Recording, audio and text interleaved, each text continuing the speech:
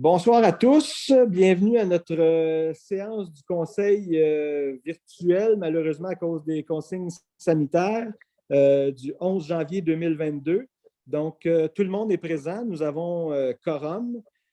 Pour l'ouverture de la séance, est-ce que j'ai un proposeur? Je propose, M. le maire. M. Bourgard, appuyé par Secondé. M. Vautour. Pour la lecture et l'adoption de l'ordre du jour, un proposeur. Je propose. Madame Boisvert, appuyée par Monsieur Robitaille. On serait rendu au point 3. On n'a pas reçu, Madame Goujon, des questions portant uniquement sur l'ordre du jour. Non, donc on peut continuer.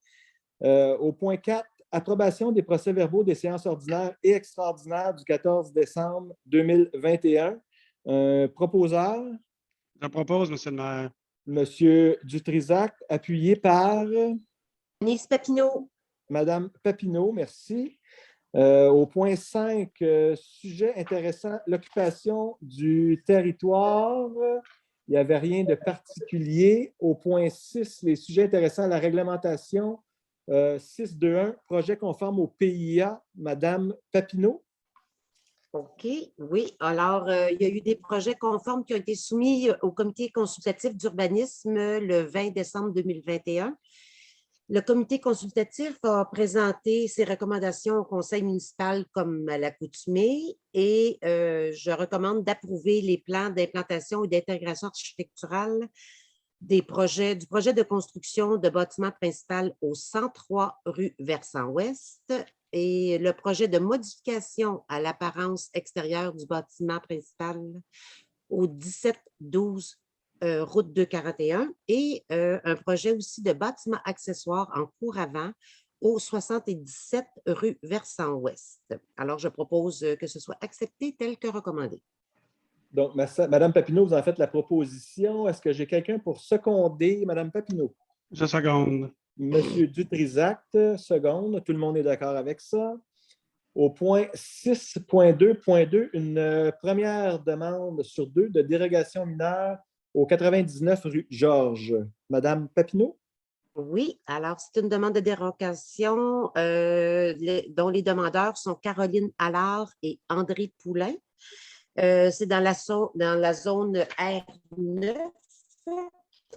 La demande a pour but de permettre que la marge de recul arrière de bâtiments accessoires isolés existants ait une marge de recul arrière de 1,6 m, alors que le règlement exige 2 mètres. Alors, le conseil a pris connaissance de l'avis du comité consultatif en urbanisme, qui recommande d'accepter cette dérogation-là, qui est quand même minime. Il y a eu une consultation écrite qui a été tenue. Aucune observation n'a été reçue. Alors, je propose d'accepter la demande de dérogation. 2021-00032. Mme Papineau, vous en faites la proposition appuyée par Seconde. M. Dutrisac. Tout le monde était d'accord. Au point 6.2.3, une dernière demande de dérogation mineure. Mme Papineau, encore? Oui. Alors, c'est sur la rue Vallée, dans la montagne, dérogation mineure qui est en 3 volets. Les propriétaires du terrain sont Luc Rousseau et Ève Déborah Stuart. C'est sur la rue de la Vallée, dans la zone RV2. Alors, la demande de dérogation mineure a pour but, en premier temps, de régulariser le lot 2 594 532, comprenant une superficie de 6010,7 m² pour une pente d'environ 17,5 %. C'est beaucoup de chiffres. Et une somme de superficie de plateau de 1570 m², comprenant des pentes de plus de 12 %, alors que le règlement exige pour un lot dont la pente est supérieure à 12 % et qui n'est pas constitué d'un plateau de 2000 m² ou plus, dont la pente est inférieure à 12 %, une superficie minimale de 30 000 m². Ça devrait être 30 000 m² plutôt que les quelques 6 000 m² en question. Ainsi qu'un ou plusieurs plateaux dont la pente est inférieure à 12 % et dont les superficies totalisant 2000 m² ou plus. Deuxième volet, d'autoriser de la dérogation autoriser une superficie maximale de stationnement de 31 en cour latérale, alors que le règlement exige 20 Attendez un peu, j'arrive.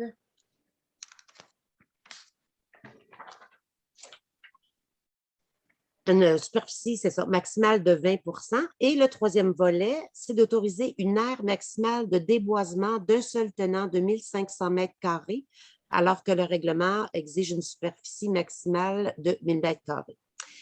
Le Conseil a pris connaissance de l'avis du comité consultatif qui a recommandé d'accepter le premier volet portant sur la superficie de 6053 mètres carrés, de refuser le second volet qui porte sur le pourcentage de superficie de stationnement en cour latérale et de refuser le troisième volet aussi portant sur la superficie totale de déboisement. Il y a une consultation écrite qui a été tenue. Il n'y a eu aucune observation écrite. Et je propose d'accepter le volet 1 de la demande de dérogation mineure 2021-0033 portant sur la superficie minimale requise de 6053,5 mètres carrés et de refuser, tel que recommandé, les volets 2 et 3 qui portent sur le pourcentage de superficie maximale de l'aire de stationnement et sur la superficie totale de déboisement d'un seul tenant de 1500 mètres carrés et ce pour motif que les demandes qu'ils contiennent, les deux derniers volets, sont prématurées, les documents déposés par le demandeur étant à ce stade-ci du projet pour ces volets incomplets et non définitifs. Donc, Mme Papineau, vous en faites la recommandation, la proposition appuyée par Je seconde, M. le maire. M. Dutrisac. Donc, tout le monde était d'accord avec ça? Oui. Au point 6.2.4, c'est le renouvellement de mandat de président et vice-présidente au comité consultatif d'urbanisme. Encore une fois, Mme Papineau. Oui, considérant que le président et le vice-président du comité sont nommés par résolution du Conseil à la première séance annuelle de ce dernier, considérant que la durée respective du mandat pour chacun de ces postes est de 1 an, et que ces mandats sont renouvelables par le Conseil, considérant les recommandations du comité consultatif à l'effet de renouveler pour l'année 2022 les mandats de la présidente et du vice-président. Alors, je recommande de nommer Mme Joanne Dorion à titre de présidente du comité et M. Neil Poulain à titre de vice-président pour l'année 2022. Proposé par Mme Papineau, appuyé par M. Vauteau. On est d'accord? Là, Mme Papineau, je sais qu'au début de la rencontre, vous aviez peur que votre Wi-Fi, votre Internet nous lâche. Vous avez fait le gros de vos résolutions. Maintenant, si ça lâche, ça va être moins grave. Au point 7, les sujets intéressants à la sécurité publique. M. Beauregard, un résumé un peu des points du dernier mois. N'oubliez pas d'ouvrir votre micro. Je suis débutant. Ah, merci. Donc, le relevé mensuel des appels de service incendie, on a eu 17 appels d'appels incendie, 15 appels aux premiers répondants, appels entraide 1 et 1 à Waterloo, 0 assistant public, 0 activité communautaire, 0 sauvetage hors route non plus. Ça fait le tour. Merci, M. Beauregard. Au point 8, il n'y avait rien de particulier au sujet de l'environnement et l'hygiène du milieu. Au point 9, les sujets intéressants, le transport, la voirie municipale. M. Robitaille, vous nous faites un résumé du dernier mois, je crois. Oui, c'est ça. Donc, le résumé pour le mois de décembre. Au point de vue des précipitations, il y a eu 16,8 mm. Précipitations neige, il y a eu 10 cm. Les entrepreneurs ont effectué 15 sorties pour déneiger leur secteur au complet et 11 sorties pour effectuer des interventions sporadiques. Les travaux en régie, les travaux de l'amélioration de l'aménagement du parc de la mairie ont été faits la semaine du 12 décembre. Les travaux d'amélioration du rangement des travaux publics ont été faits durant la semaine du 12 au 19 décembre. Le colmatage de trous dans la chaussée a été fait durant la semaine du 12 décembre. Les travaux de damage des sentiers du parc Jean-Paul Forain ont été faits à 4 reprises et les travaux de déneigement de la piste cyclable, ce qui est nouveau, ce qu'on parlait cette année, donc de la piste cyclable, et Joanne Dupuis-Lavigne ont été faits à 11 reprises. Alors voilà, ça complète pas mal, oui, pour ce qui était des travaux publics pour le mois de décembre. Parfait. Merci, M. Robitaille. Vous parliez du damage, juste pour l'intérêt des citoyens qui écouteront la rencontre par Zoom. Il y a eu un bris mécanique sur un de nos appareils, qui est le Gator, l'appareil à 4 roues. Donc, il y a eu une petite période au parc Jean-Paul Forand actuellement, là, mais ça devrait revenir dans l'ordre cette semaine. Donc, ils n'ont probablement pas pu passer. Heureusement, on n'a pas eu de grosses chutes de neige, mais il y a eu un petit délai d'une semaine ou à peu près qui n'ont pas pu aller passer la dameuse autant au parc de la Mairie qu'au parc Jean-Paul Forand. Mais c'est un nouveau renseignement que j'ai eu là, ce matin. Merci, M. Robitaille. Au point 10, les sujets intéressants, les loisirs, la culture et le communautaire. M. Vautour. Oui. Fait que les loisirs et le communautaire, ça se fait un peu bouleverser avec la pandémie. Fait que je vous fais le résumé. Le Coroplace pour la randonnée au flambeau est affiché. Donc, ça devrait être en théorie une activité qu'on devrait tenir vu que ça se tient à l'extérieur. Suite aux annonces gouvernementales, toutes les cours sont maintenant en ligne. Les gens vont pouvoir s'inscrire à partir du 24 janvier. Puis, il va y avoir un concours pour inviter les gens à bouger à l'extérieur aussi cet hiver. Fait que on déneige la piste cyclable, on le sait, on a des différents tronçons, nos parcs, que ce soit le parc Ménard, que le parc Jean-Paul Forand, que le parc des Montagnards. Sortez dehors, allez bouger. Je pense que c'est un bon remède ou une bonne façon de garder le moral. Au niveau des coordonnateurs de loisirs de la MRC, on avait parlé avant la pandémie d'organiser une course avec les différentes municipalités rurales de la MRC. Je dis une course, mais ce n'est pas une course, dans le fond, c'est quasiment une expédition à travers différents trajets dans les différentes municipalités rurales de la région. Les coordonnateurs en loisirs souhaitent reprendre ça au mois de juin, si la situation le permet, bien sûr. Fait qu'il va y avoir des rencontres dans le but de préparer cela. Il y a un poste qui a été affiché aussi pour un adjoint au niveau des loisirs. On sait quand la période des activités fortes commence ou quand il y a des activités physiques sur place à faire, bien, le responsable des loisirs a besoin d'aide et puis ce poste-là sera pour combler ses besoins. On va faire une autre demande aussi au fond du développement, de développement des communautés pour la route des cultures, qui est un projet qu'on tient à cœur, qu'on aimerait avoir, de pouvoir mettre en place à Shefford et puis avoir des fonds du Fonds des communautés pour arriver à ceci. L'événement de Noël qu'on a tenu de façon exceptionnelle, espérons-le, de façon différente encore. Un gros merci à l'équipe des loisirs qui se sont virés sur un 30 sous. On a quand même 167 enfants qui sont passés au parc de la mairie, un peu une formule drive-thru, excusez l'expression anglaise, mais les gens ont circulé, les gens ont pu recevoir un petit cadeau puis prendre des photos de famille. Fait que ça semble avoir été apprécié de tous. Et puis finalement, les demandes de remboursement pour les loisirs de l'année 2021, ont tous été traités. Et puis, les citoyens avaient jusqu'au 31 décembre 2021 pour faire parvenir leur formulaire. C'est ce qui résume les loisirs. Merci, M. Vautour. Votre anglicisme est pardonné là, à cause de vos racines acadiennes. On comprend que vous pouvez à quelques occasions.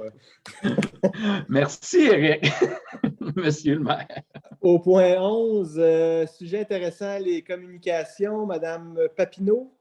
Oui, il y a quelques points. En fait, on veut aviser que l'accès est fermé pour les édifices publics de la municipalité jusqu'au 17 janvier. Alors, ça va bientôt réouvrir peut-être selon les directives. Alors, c'est à suivre en vérifiant sur notre site web, évidemment.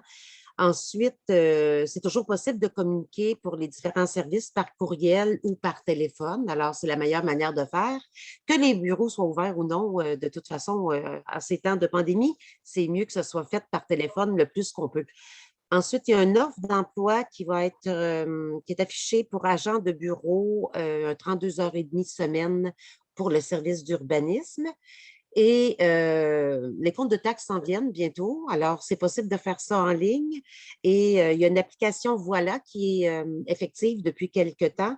Et avec cette application-là, vous avez accès en tout temps à votre dossier.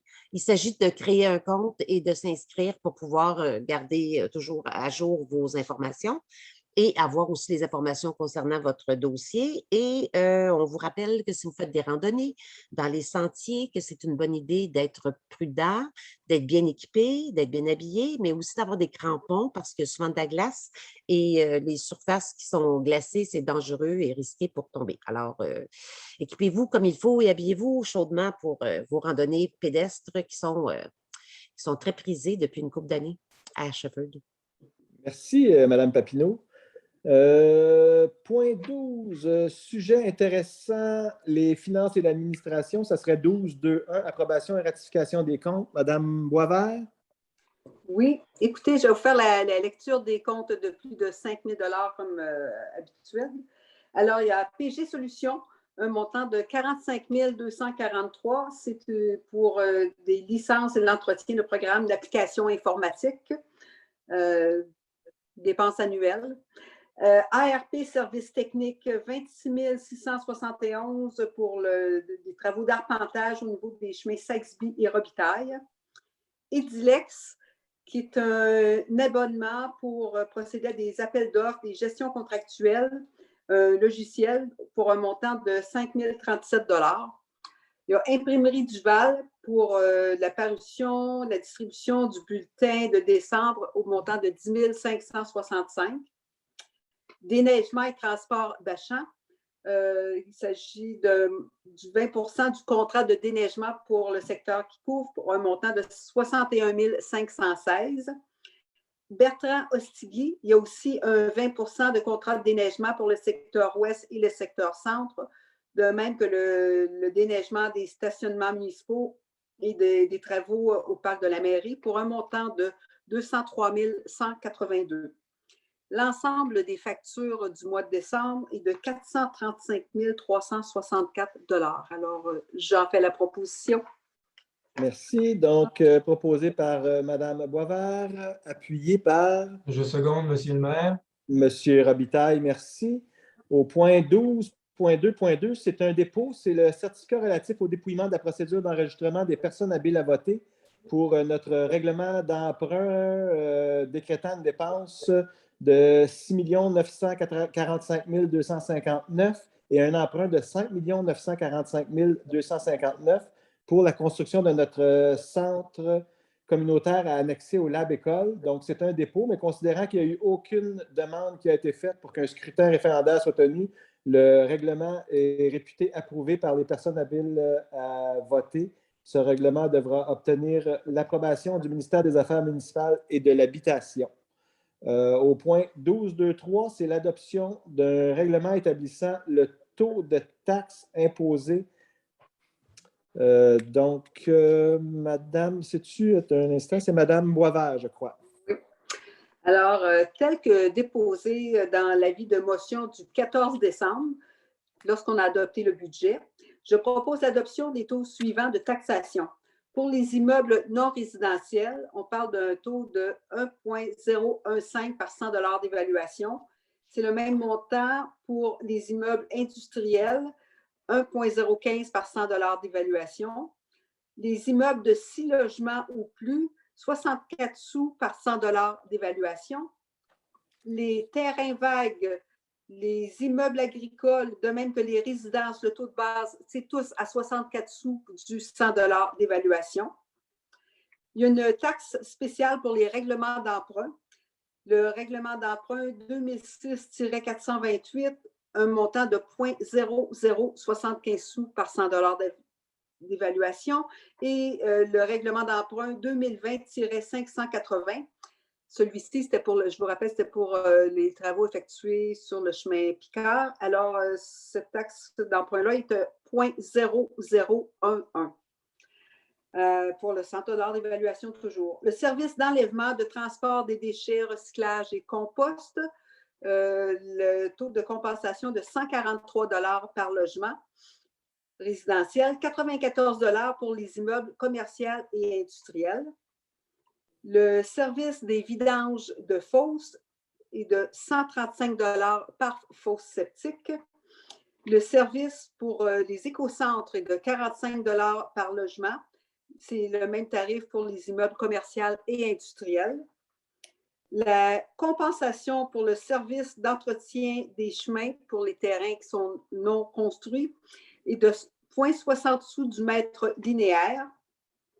La compensation pour le service d'aqueduc secteur rue Sylvie, 350 $ et 43. La compensation pour le service d'égout du secteur Sylvie est de 444 $ et 2 sous. La compensation pour le service d'aqueduc pour les personnes qui ont des services de la ville de Waterloo est de 210 $.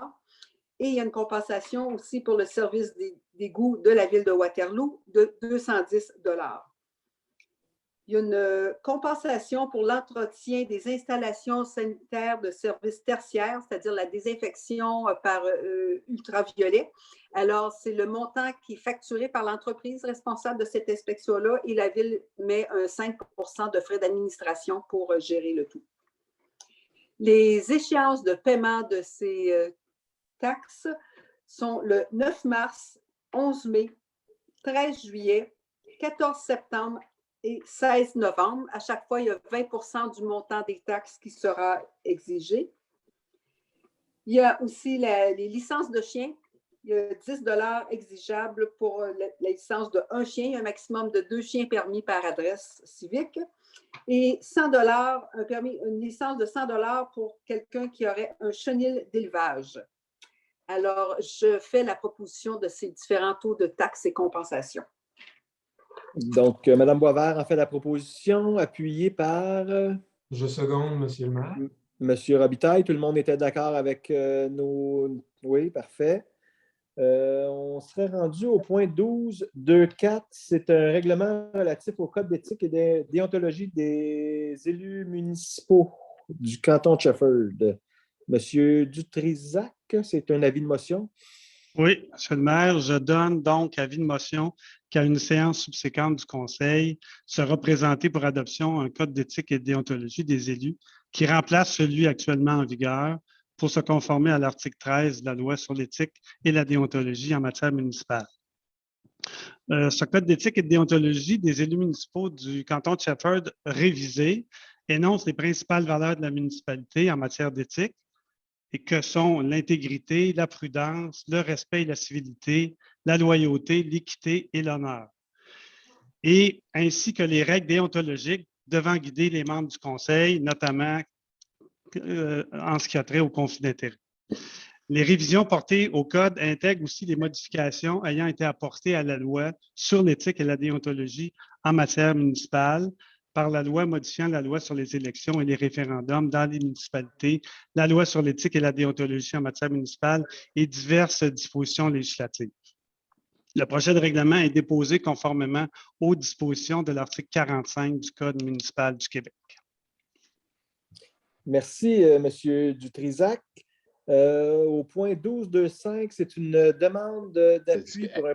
Oh, oui, Je pense désolé. que c'est 445 du Code 445, oui. Ah, c'est 445, j'ai pas dit 445, c'est 445, tout à fait.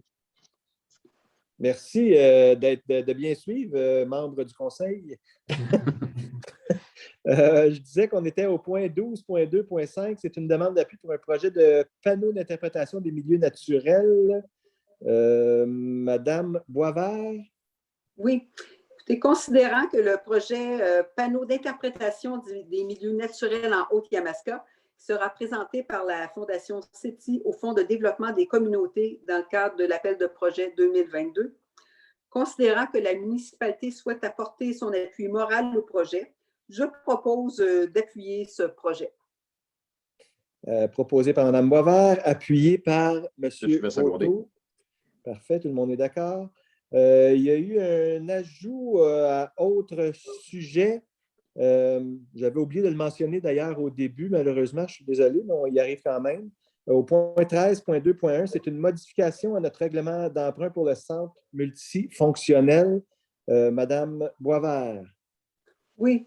Écoutez, attendu que la municipalité a adopté le 14 décembre dernier le règlement numéro 2021-596 qui décrète une dépense au montant de 6 945 259 et un emprunt au montant de 5 945 259 pour la construction d'un centre communautaire à annexer au Lab École. Attendu que le 16 décembre, le ministère des Affaires municipales et de l'Habitation a confirmé à la municipalité le versement d'une aide financière maximale de 797 061 pour la réalisation de la construction du centre communautaire, montant payable sur 10 ans. Ce montant sera versé dans le cadre du programme de la taxe sur l'essence et de la contribution du Québec. Alors, attendu qu'il y avait lieu de changer l'adoption de ce règlement pour inclure l'accord du ministère nous accordant la permission d'utiliser le 797 000 dont je viens de parler.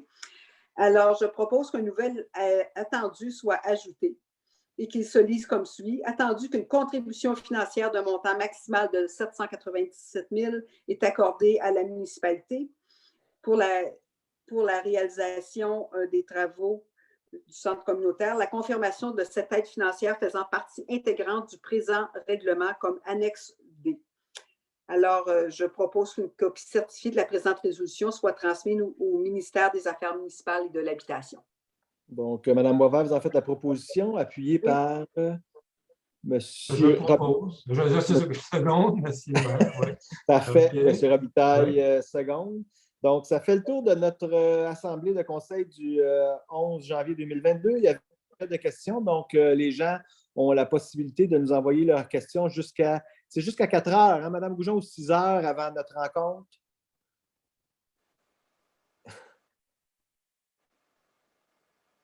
Je n'ai pas entendu votre micro, c'était juste pour les gens, pour l'information. C'est jusqu'à 4 ou 6 heures, je ne me souviens pas. De mémoire, je crois que c'est jusqu'à 4 heures qu'on accepte les questions. Donc, je dis ça parce que j'imagine que la prochaine réunion du mois de février va être sous le même principe que celle présentement, si je me fie à comment ça se passe au niveau de la santé et sécurité. Donc, les gens auront la même chose jusqu'à la journée de l'Assemblée, 4 heures pour envoyer leurs questions. Donc, on a eu quelques questions. La question numéro 1 provenant de M. Marleau, il voulait avoir la position du Conseil qui est déjà venu à nos assemblées de Conseil pour inscrire au PV le nombre de citoyens présents à nos réunions quand on peut avoir nos réunions en public. Là, on n'a pas eu beaucoup dans les dernières 2 ans. C'est une question qui a déjà été posée, qui a déjà été répondue. Le Conseil ne souhaitait pas aller de l'avant pour inscrire au PV le nombre de citoyens présents. Premièrement, puis si je ne libelle pas comme il faut, Mme Boisvert, vous pourrez me corriger, mais on dit que le procès verbal est vraiment pour inscrire les décisions qui sont prises par rapport aux résolutions du Conseil. On inscrit à la fin les questions, le sujet des questions avec le nom des citoyens, mais sinon, le procès verbal est vraiment pour ça. Donc, entre autres, c'était une des raisons pour laquelle les membres du Conseil ne souhaitaient pas inscrire le nombre de personnes qui étaient présentes aux assemblées publiques. C'était ça en gros. Suite à ça, on a eu des questions de M. Audet. Il demandait, suite à la campagne électorale, il avait été précisé qu'on était pour écouter et représenter tous les citoyens de Shefford. Il demandait comment c'était pour être fait. Donc, comme ça a toujours été fait, puis je pense que chacun des membres du Conseil passé, puis actuel, qui ont déjà quelques mois derrière leur cravate, les citoyens qui ont des choses à nous demander, des fois, ils nous croisent, ils nous le demandent, ils nous l'écrivent, ils nous posent des questions. Puis nous, on ramène ça quand on a des soirées de sujets à discuter. Puis quand il y a lieu, on fait les recommandations, les ajustements en fonction d'eux, mais on écoute les citoyens de cette façon-là, puis ils ont la possibilité de nous écrire. Toutes ces possibilités-là sont ouvertes. Je pense que c'est la façon générale. Je ne sais pas s'il y en a qui ont quelque chose à rajouter par rapport à ça. Non? Peut-être, je pourrais rajouter, ce qui est important de comprendre, c'est qu'on ne répond pas à chaque demande individuelle des gens, c'est-à-dire notre objectif, c'est de répondre au collectif, aux besoins collectifs, aux biens collectifs. Fait que ça se peut qu'il y ait des demandes individuelles qui ne rencontrent pas nécessairement la demande. Ça ne veut pas dire qu'elle ne le sera pas, mais ça peut être le cas. Je pense que c'est un petit détail peut-être à ajouter. C'est ça. On écoute les gens. En fait, comme j'ai vu M. Audet nous a envoyé des documents concernant le plan futur là, pour les années 2020-2030. Je suis en train de lire ça. Il nous propose certains plans qui ont été faits ailleurs pour s'inspirer de ça. Puis on regarde ça. Donc, on est à l'écoute des commentaires, comment on pourrait s'améliorer finalement sur tous les dossiers. Parfait. Une autre question de M. Audet. Qui est responsable du choix des articles et de l'approbation pour le bulletin municipal? Donc, c'est les membres du comité de communication qui se rencontrent à chaque fois qu'il y a un bulletin municipal, puis qui prennent connaissance des propositions, puis qui acceptent les articles qui sont publiés. Et puis, dernière question, on en permet 2, mais on va en répondre 3 dans le cas présent. Quand aura lieu le lac à l'épaule et allez-vous discuter des sujets que j'ai proposés? Comme M. Vautour a dit tantôt, on ne parle pas nécessairement des questions directement d'un citoyen si ça ne s'y porte pas, mais le lac à l'épaule va avoir lieu prochainement. On voulait le faire en présentiel, donc dépendant là, de ce qui sera recommandé par la santé publique, on va le tenir le plus tôt possible. Puis les sujets qui seront là ne sont pas encore établis officiellement, mais il y a déjà des idées, puis chacun des membres du conseil pourra apporter ses idées de sujets à discuter à ce moment-là. On a eu aussi une question, une avant-dernière question de Mme Coutu au sujet du déneigement de la piste cyclable. Elle avait appris que le tracteur n'était toujours pas arrivé, puis est-ce qu'on avait une solution autre pour déneiger la piste cyclable, parce qu'elle est allée puis elle disait qu'elle n'était pas déneigée. Ce qui me surprenait, parce qu'on a plus qu'une solution de rechange, on a un camion, un pick-up là, avec une pelle en avant qui nous permet de l'ouvrir, puis à chaque fois il y va. C'est certain que s'il y a un pouce ou un pouce, je vais y aller en centimètres, 2-3 centimètres de neige de tomber, ça ne l'empêche pas de marcher et de faire nos activités. Fait que je ne crois pas, puis là, je ne sais pas sous quel prétexte il passe ou il ne passe pas, mais je pense qu'en bas de 2-3 cm, il n'ira pas. Puis en haut de ça, il va y aller parce que là, c'est plus important. Mais fait que c'est la façon de fonctionner. Mais on a une solution de rechange. Le tracteur est sur le point d'arriver, mais notre camion nous permet d'ouvrir très bien la piste. Et finalement, une dame Legris, son nom de famille, elle demandait s'il y avait la possibilité de mettre au coin des routes 241 chemin Picard un lampadaire parce que l'éclairage était déficient. Il n'y en a pas tout carrément. Il y a déjà eu des questions pour l'ancien conseil à ce niveau-là. On avait décidé à l'époque de ne pas aller de l'avant. Par contre, on ramènera une soirée de sujets à discuter. La question ou la possibilité de mettre ou de ne pas mettre certains lampadaires à certains coins de rue pour les nouveaux membres du conseil parce que le conseil a changé. Fait qu'on pourra en discuter puis on verra s'il y a quelque chose à ce niveau-là. Mais antérieurement, ça avait été discuté puis pour des raisons, entre autres, de pollution lumineuse puis ne sachant pas où ça s'arrêterait, il avait été décidé de ne pas en mettre. Ça fait le tour des questions. Donc, la prochaine réunion du conseil, je n'ai pas la date devant moi, mais c'est le premier mardi du mois de février à 7 heures. Donc, merci à tous d'avoir été présents et bonne fin de soirée. Proposer la clôture. Ah! Hé! Là, tu veux, je t'ai passé. Merci, M. Dutrisac. J'attendais. Je voyais bien Ernest Bourgard était concerté, oui. Pour la clôture de la séance proposée par M. Bourgard, appuyé par Mme Boisvert. Merci. Donc, ça fait le tour. Bonne fin de soirée. Bonne fin de soirée.